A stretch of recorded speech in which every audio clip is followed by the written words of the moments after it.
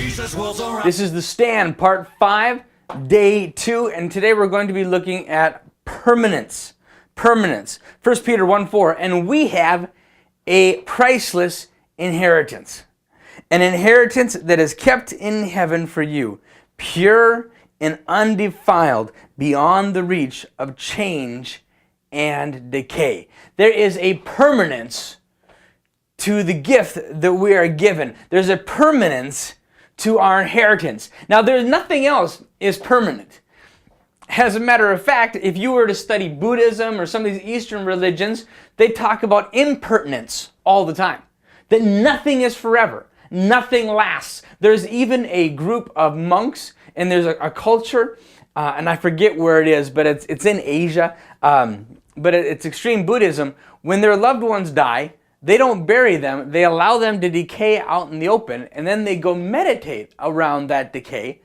And it's to teach themselves impermanence, that we are all just moving on. Well, it's true that everything changes in this life. Nobody is here forever.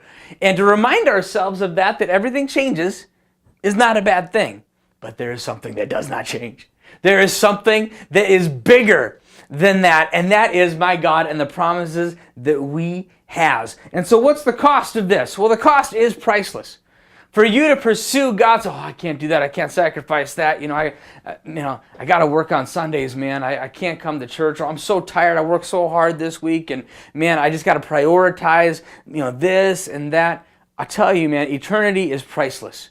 Don't give up something shiny today for something eternal tomorrow. It's all going to burn. It is priceless. But this gift that God has got for us is kept back. You see, it's not here on earth. All of this is impermanence. All of this is not permanent. The permanent is with Jesus in forever and eternity. So He keeps it, and we don't get it yet. And the reason is because then He can keep it pure and undefiled.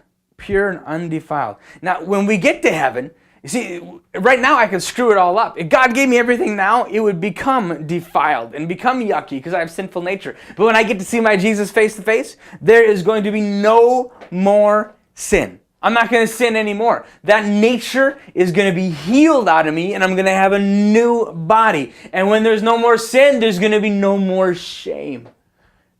That's awesome. Why is that awesome? Because shame holds with it horror. You know what shame is like. You have things in your life. I have things in my life that when I think about it, I still get uncomfortable. I would never want you to know some things. I try to be as authentic as I can, but I'll tell you what, man, there's going to be no shame in heaven.